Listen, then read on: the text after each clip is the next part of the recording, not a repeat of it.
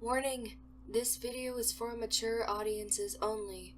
Those of you under the age of 14, please click away right now, and remember that there is gore and violence in this video, so if you are offended, please just dislike and carry on with your day. It had been 3 weeks since the Pye sisters had broken out of jail. In that time, no pony was able to find any trace of the murderous gang, and at first, all of Equestria was terrified. But as the weeks slid by and the disappearances ceased, a slow wave of hope began to replace the fear. Pegasi began to clear out the clouds in the afternoons so sunlight could reach the earth.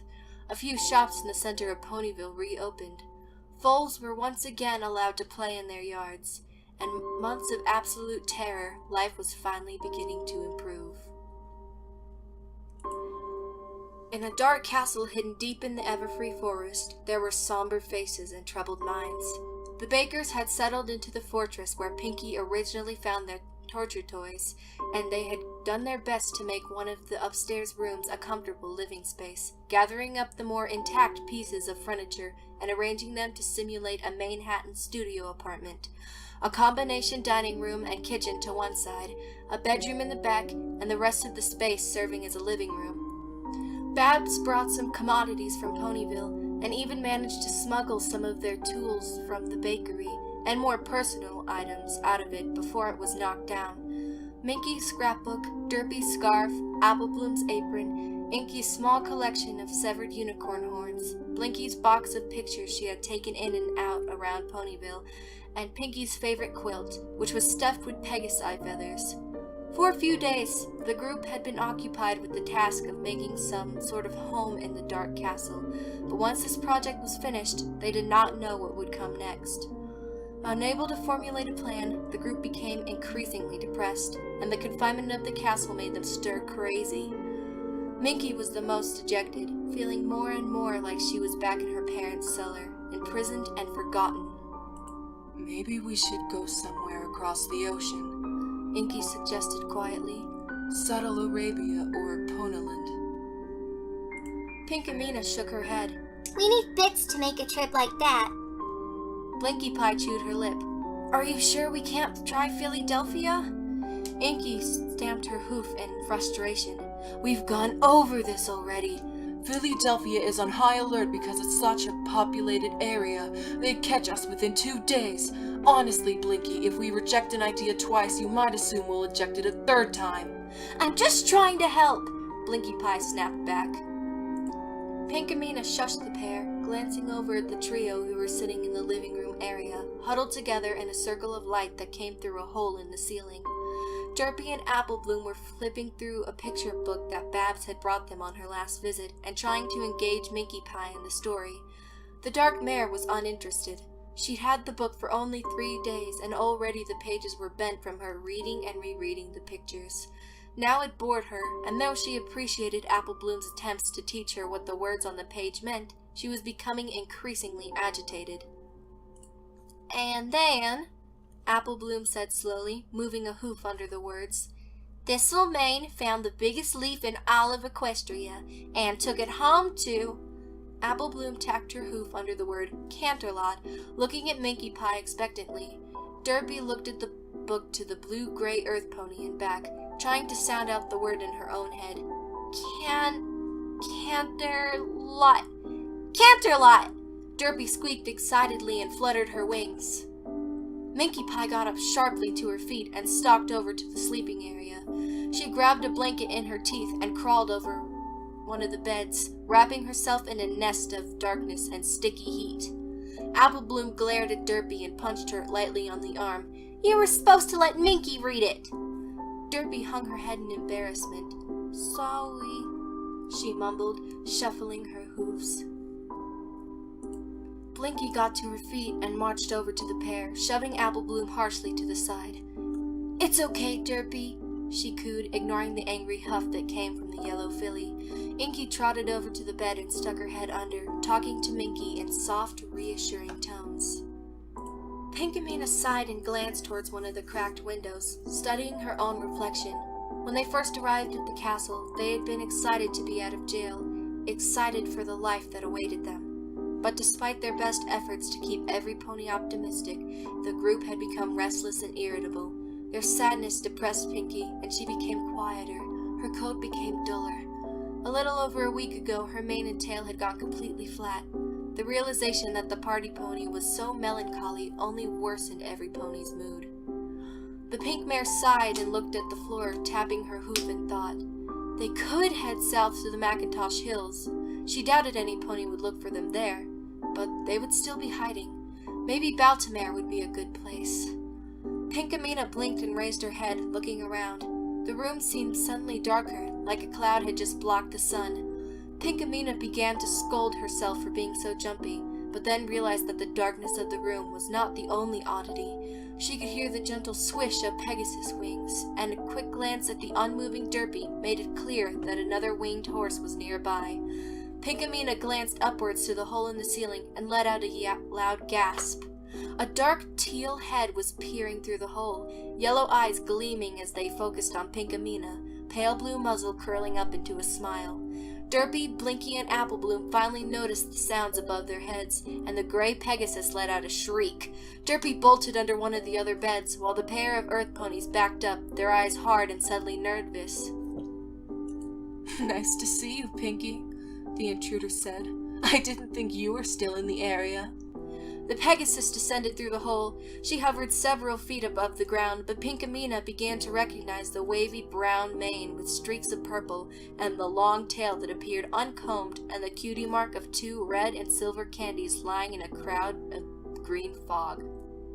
You're Pinkamena began slowly. that Pegasus who's been coming to the bakery for a couple of months now.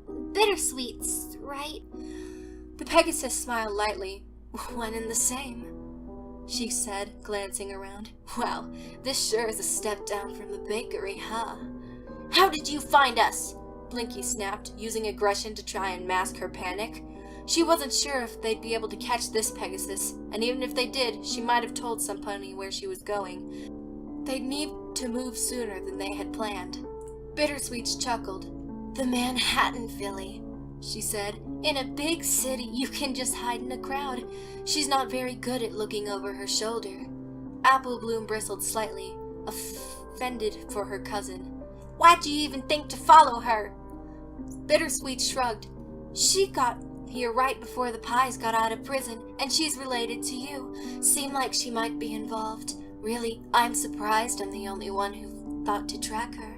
I'm not very impressed with the Ponyville police force. Pinkamena glared up at the Pegasus, a thoughtful frown on her face. If you were here to capture us, she said slowly, you wouldn't be here alone, and you wouldn't make your presence known to us, so why are you here? Bittersweet stopped smiling, and she carefully landed, keeping her wings open so she'd be ready to jump back in the air at a moment's notice. Because I want to help you, she said, her voice cool and almost businesslike. Blinky Pie snorted with laughter. Ha! Yeah, sure. Why the hey would you want to help us? The teal Pegasus snapped her attention to the lavender mare. I don't need to give you my reasons, she said calmly. I simply want to help you. If you don't want my help, I'd be more than happy to go to the authorities, and The Pegasus' words turned into a gasp of surprise and a sharp snap of her wings as Derpy charged out from under the bed and towards her. Bittersweets leapt up into the air, but Derpy was a step ahead of her. The gray Pegasus had launched herself into the hole towards the ceiling, and now she dove straight down, tackling Bittersweets and pinning her to the floor. The Pie Sisters and Applebloom ran over to help, and soon the teal Pegasus was completely immobilized. You can't tell the police! Derpy screamed, still on top of Bittersweets, pinning her wings down. I won't lose my sisters again! You know, Blinky Pie huffed, tightening her grip on Bittersweet's left arm. If you want to be a blackmailer, you should really come up with some exit plans. I did have an exit plan, Bittersweet snapped. Fly straight up. I didn't think the Pegasus could move so fast. Derpy grabbed one of Bittersweet's wings and yanked it hard, causing the teal Pegasus to cry out in pain. I move plenty fast, she growled, grinning darkly as the mare gritted her teeth against the agony. Applebloom, get a blanket, Pinkamena ordered. The filly obeyed, and soon the group had Bittersweets tightly wrapped in a quilt. What are we gonna do with her? Derpy asked, keeping her hooves on the Pegasus to prevent her from escaping the blanket. Inky shrugged. All we can do is kill her. Maybe we could play with her. Minky Pie asked hopefully, her one exposed eye gleaming with eagerness. We could lock her in one of the rooms so we wouldn't get any blood on the floor here, and then play with her. If we're careful, we could probably keep her alive for 3 to 4 days. Apple Bloom shook her head. That'd be too risky. We gotta kill her right away, or else she might find some way to escape. Either way, we need to change our location, Blinky Pie said bitterly. For all we know, she's already told some ponies she was going to come here. We can at least let Minky have some fun before we need to leave. No pony knows I'm here, Bittersweet said, narrowing her eyes at the Earth Pony. I want to help you, not get you captured again. Yeah, right, because we totally believe you, Blinky Pie spat sarcastically. Inky Pie turned and stared at Pinkamena, who seemed lost in thought. Pinky, she said quietly, what do you think we should do? There was a long moment of silence, and for a moment, Inky thought her sister hadn't heard.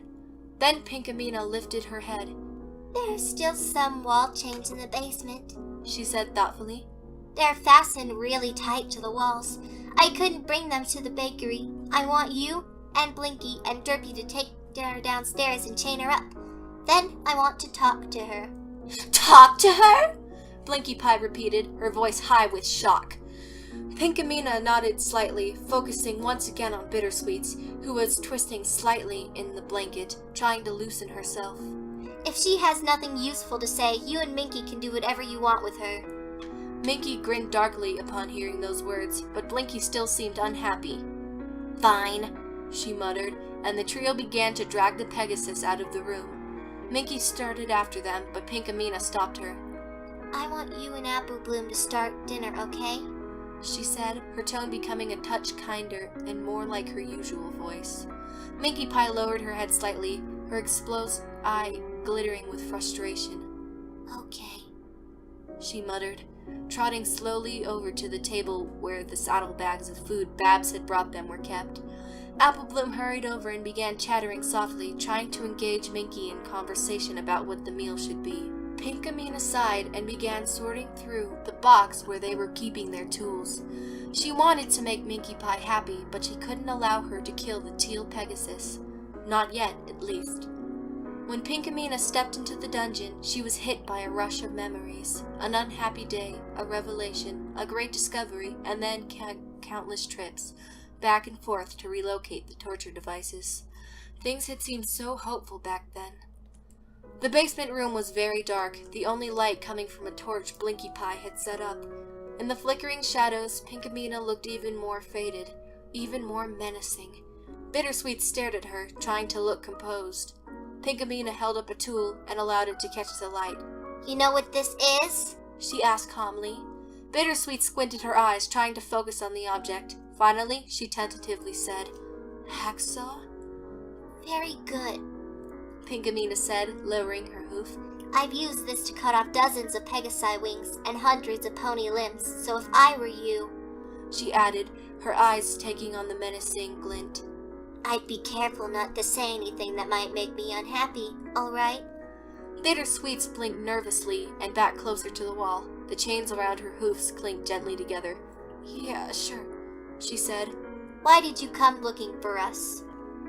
I wanted to help you. What makes you think we need your help?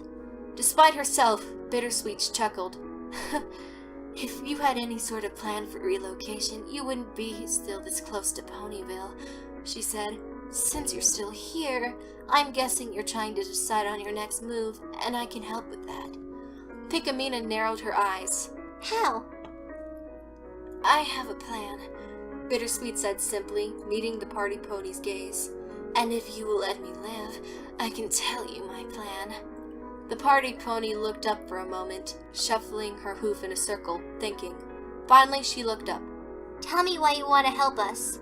Bittersweet blinked uncomfortably. I have my reasons, she said quietly. and they aren't important. Pinkamena chuckled and raised her tool. Mr. Hacksaw thinks your reasons could be important, and he's very eager to hear them. 'Cause if you're not willing to tell me everything I want to hear, then you aren't worth keeping around. Bittersweet shut her eyes and sighed softly. I want to work with ponies, she said quietly. Like, torture them? The earth pony asked, confused. Sort of, but not exactly. Pinkamena sighed and sat back, getting uncomfortable. Start from the beginning, she commanded. Bittersweet still looked uncomfortable, but she quietly obeyed. I was the youngest of 3 foals. My sister, Sugar Sweets, died young. I never even met her. Honey Sweets, my brother, was born with a spine abnormality. He was completely paralyzed from the neck down, and he needed help with just about everything. My mother found out she was pregnant again a year after my brother was born. With 1 foal dead, another handicapped, and Honey's medical bills taking most of my father's earnings, my mother became very depressed. And since she was sort of dramatic, she suitably gave me a depressing name. My mother was constantly in a state of misery, and all I could think about through childhood. The slightest thing could make her start crying. If Honey had a cold, or if Father was working late, or dinner was burned. My father told me my mother was always sad because she thought being happy, even for a moment, would be an insult to Sugar and Honey. What kind of selfish mother could be happy when her daughter was dead and her son was crippled? I think Father said this more for his own sake than mine. He was trying to convince himself that Mother had a noble reason for her sorrow, but I know it got to his nerves, and eventually Father moved out. With Father gone and Mother worse than ever, Honey took over as my teacher. He told me stories before bed and told me how to make soap and how to trick vendors into giving me food and clothes at a discount. On the other hoof, I helped Honey to eat and I carried him wherever he needed to go. I tried to act as mature as he was, but I got very easily bored when we weren't doing something or preparing to do something. Honey tried to come up with games we could play together, but none of them really entertained me. One day, when I was helping Honey out of bed, I noticed a bump on his leg. He must have gotten cut at some point, and the wound would have healed over into a scab. Keep in mind, I was still very young back then, and since I did not have any opportunities to play like other foals, I was not used to seeing scrapes or bruises. I thought something had gotten stuck to Honey's fur, and I pulled it off.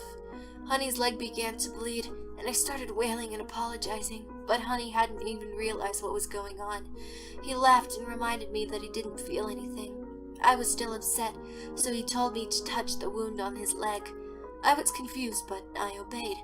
I remember the blood clung to my hoof.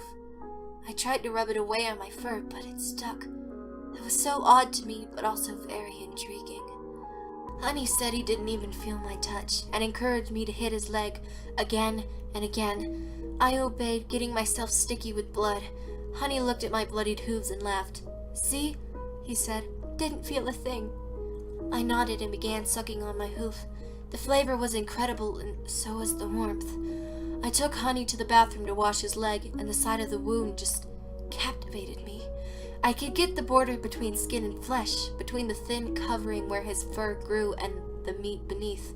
I could see tiny pockets in his flesh, tiny pores, with little balls of pus that I could pop out, leaving behind perfect little holes. I saw spindly veins that oozed blood into his wound. I could actually see the blood flowing up towards the surface. And I was fascinated, and I felt guilty for my interest, because I still had trouble understanding the fact that Honey didn't feel any pain. Honey saw that I was beginning to cry, and he smiled at me. It's okay, he told me. It's not hurting me. And besides, if it makes you happy to look at my cut, doesn't it? I nodded, sniffling back my tears. If something makes you happy, you should do it, no matter what. You can't feel bad about being happy, or you'll end up like Mother. That made a lot of sense to me, and after that, examining the wound on Honey's leg became my favorite activity. Every few days, I'd peel away the fresh scab, and it always looked different. I would study the shades of his skin and the size of the cut. I poured hot water into the wound and placed chips of ice into it to see how the flesh would change. No matter what I wanted to do, Honey allowed it. He never complained. He even suggested different things I could do with his leg. I don't think he understood why I found pleasure in these actions, but he encouraged me nonetheless. One day, Honey wanted to go outside to rest in the sun. He hadn't been outside in a while, and the day was so warm and lazy and nice. I found a comfortable cloud for him, and I helped him get settled, and then I asked if I could take the scab off his leg. He allowed it, and I spent about 10 minutes studying his wound, which had gotten much larger as the months progressed. After a little while, it started to bleed. Of course, I was used to this by now, but there seemed to be more blood on that day. I wanted to close up the wound with something, but I didn't think to bring anything with me. Honey had fallen asleep, and I didn't want to leave, in case he woke up while I was gone and got worried. Finally, I decided to take a small piece of the cloud and place it over his wound. This seemed to work well enough, and I settled down next to Honey, eventually falling asleep. I woke up slowly, feeling cold, and was shocked to realize it was nighttime. I didn't think I would sleep so long. I looked towards Honey, who was still sleeping, and nudged him with my hoof, but he didn't move. That's when I noticed how dark the cloud we were sitting on had become, and I began to scream. I hadn't known what kind of effect a cloud would have on a bleeding wound. The liquid inside the cloud made his blood keep coming and never gave him a chance to clot. Just like sitting in a pool of water. He died in his sleep, and the blood soaked into the cloud, and I just slept. I didn't know what to do. I was scared of what would happen to me for killing my brother, and I was angry at myself for killing him, and I was upset that he was dead. Finally, I decided to run away. I ended up in Appaloosa. I got a job working there for the town mortician, and when he retired, I took his place. I liked working there. See, I never really wanted to hurt any pony. I just wanted to study them. As a mortician, I could do that. I could do whatever I wanted to a body, as long as I covered up all the marks. No pony would notice. Then I got careless. I started taking organs home so I could examine them whenever I wanted. When I was walking home one afternoon for lunch, a colt ran into me while he was playing, and I dropped my bag and a lung fell out. The police were called, and I was sent to Ponyville prison for desecration of a corpse. When I was released, I bought a small house in town, and one day I ended up in your bakery. I had some of your pastries, and I recognized the taste, warm and incredible. I intended to confront you and ask to be part of your work, but then your sister showed up, and I decided to wait. And then you got arrested, and then you escaped, and now I'm here. Pinkamena cocked her head, studying the teal Pegasus, trying to decide what she thought of her. What happened to your parents? The Earth Pony asked. Bittersweet scraped her front hoof against the floor. They're dead, she said quietly. The stiff tone in her voice told Pinkamena very clearly what had happened to them. The party pony chewed her lip thoughtfully.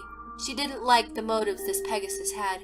When Pinkamena killed other ponies in order to make other ponies happy, Bittersweets was prepared to kill ponies for her own happiness.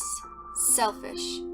Then again, Pinkamena did believe this Pegasus could be helpful. Wanted to be helpful.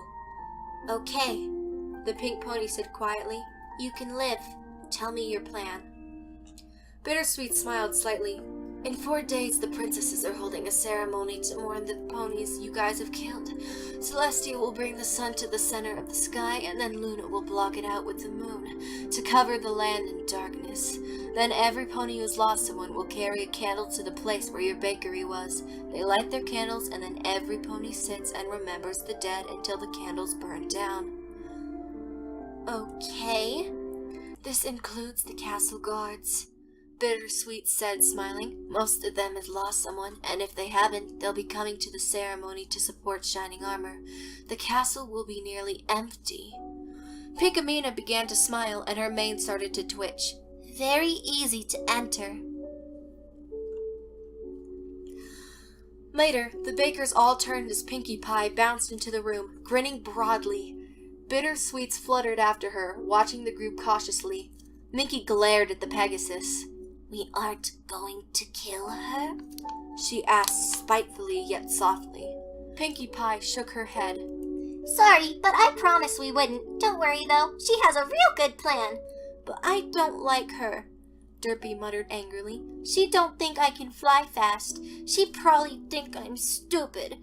Pinkie Pie glanced at Bittersweets, who smiled slightly at the gray Pegasus. No, I don't, she said calmly. But other ponies do, and that is a very good thing. Inky Pie cocked her head. What do you mean? Pinkie Pie and Bittersweets began to explain the plan, and slow smiles grew on the faces of the bakers. Once again, the group began to feel hopeful.